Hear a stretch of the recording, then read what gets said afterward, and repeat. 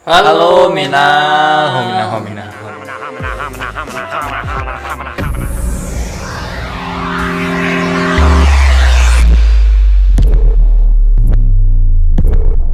Ya, kembali lagi dengan saya Umam dan Werdeng.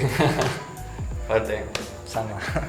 Kali ini kita akan membahas perang besar-besaran yang akan terjadi selain perang Wano. Ya, seperti yang kita tahu di Wano pasti akan terjadi perang yang besar, Karena sangat besar. Melibatkan dua Yonko yang Dua Yonko. saling beraliansi Iya, dan tiga dari bajak laut generasi terburuk generasi terburuk. yang menjadi aliansi juga, dan selain itu ada pihak samurai juga yang akan saling bertarung, baik samurai di pihak Orochi dan di pihak Oden. Ini pasti akan menjadi pertarungan yang sangat luar biasa. Dan ternyata di sisi yang lain, ini ada perang besar yang akan terjadi yang mungkin dilupakan. Apa itu? Perang antara Pasukan revolusioner dengan pemerintah dunia, dan menurut saya perang ini akan terjadi sama waktunya ketika perang di Wano ini. karena Karena ini sudah mulai ada Percikan-percikan. Iya, ada percikan-percikan yang akan menandakan perang datang. Dan selain itu ada perang antara Shichibukai dan melawan Angkatan Laut juga. Mm-mm. Lalu ada Kurohige dan Angkatan Laut. Ya, untuk secara detailnya mari kita bahas satu persatu. てれお父上様そいつは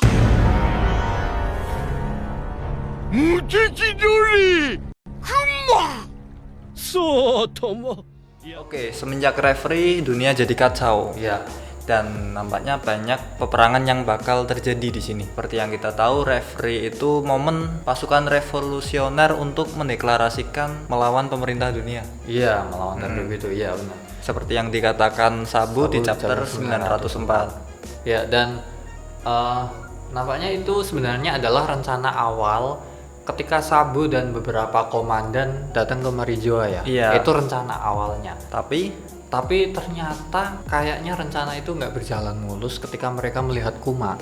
iya, dan mereka merasa kasihan terhadap Kuma. Iya, akhirnya mereka malah memilih untuk menyelamatkan Kuma. Dan mendeklarasikan perang kepada Tenryubito itu yang dimaksud menurut saya adalah mereka akan mensabotase referee. Jadi ketika referee dimulai, pasukan revolusioner akan muncul dan mendeklarasikan perang mereka. Kemudian mempengaruhi beberapa raja-raja yang ada di situ agar berhenti tunduk kepada pemerintah dunia. Seperti itu kira-kira menurut saya.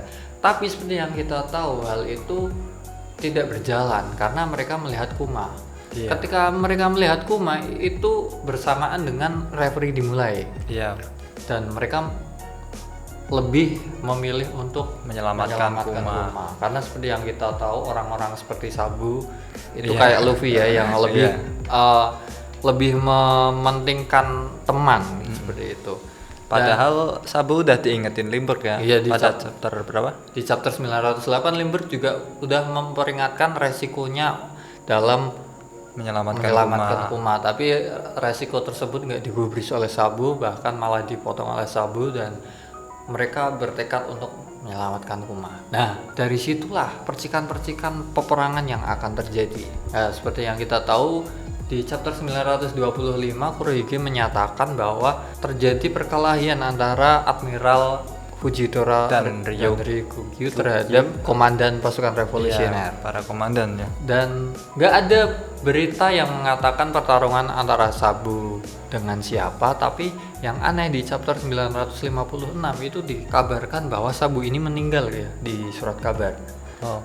Memang nggak diperlihatkan secara langsung, belum diperlihatkan, tapi melihat dari ekspresi orang yang membaca surat kabar seperti Ivankov dan lain-lain, ini secara tersirat mengungkapkan bahwa Sabu ini meninggal ya. Iya. Yang aneh adalah sebenarnya musuhnya Sabu ini siapa gitu. Kalau Fujitora sama Ryukyu nggak masuk gitu. nggak mungkin karena mereka yang melawan komandan pasukan iya. revolusioner kan. Kalau Cyberpol juga menurut saya nggak mungkin karena Masih kalau belum kelasnya gitu. Iya, kalau yang mengalahkan Sabu itu Cyberpol itu pasti juga diberitakan di surat kabar, sehingga Kurohige juga pasti menyebutkan pertarungan itu kan. Iya. Tapi nggak ada pemberitahuan tentang itu tiba-tiba di chapter 956 Sabu meninggal. Dan menurut saya yang bisa mengalahkan Sabu itu adalah Gorosei. Itu satu-satunya kemungkinan yang bisa mengalahkan Sabu, karena seperti yang kita tahu mungkin Admiral ataupun Cyberpol itu bisa melawan Sabu, tapi menurut saya belum kelasnya bisa mengalahkan Sabu. Hal itu juga disetujui oleh Ivankov ya. Begitu dia membaca surat kabarnya, dia sangat menyangkal bahwa ini nggak mungkin terjadi karena yang kita omongin ini Sabu loh. Iya. Masa dia kalah gitu. Ivankov kan ngomong kayak gitu. Dan bukti kalau Gorosei kuat ini tentunya adalah waktu Seng datang ke Marijoa. Iya. Dia tidak dikawal sama sekali ya, Seng tidak dikawal. Iya. Itu menandakan Gorosei itu kuat. Karena kalau mereka lemah langsung itu kan kena hakinya. Iya. Selain itu kan memang ya seperti yang kamu bilang tadi, dia membiarkan Sans masuk di ruangannya tanpa pengawal satupun. Itu kan menandakan dia kuat banget ya. Dan selain itu juga salah satu Gorosei ada yang memegang pedang kan. Dan pedangnya bukan pedang sembarangan. Pedang sembarangan itu adalah pedang terkutuk ya, salah satu dari Owazamono, sekelas pedangnya Yoru milik Mihawk. Memang belum dijelaskan secara resmi bahwa itu pedang Sodai Kitetsu, pedang terkutuk itu, tapi dilihat dari ciri-cirinya itu sama persis dengan pedang itu. Dan seperti yang kita tahu, ketika ada orang yang bisa menaklukkan pedang terkutuk, orang itu pasti kuat. Iya. Contohnya adalah Zoro yang berhasil menaklukkan Sandai Kitetsu. Dan kesimpulannya adalah Sabu ini mati apa enggak? Kalau menurut saya sih enggak. Ini salah satu percikan perang yang kita bicarakan juga.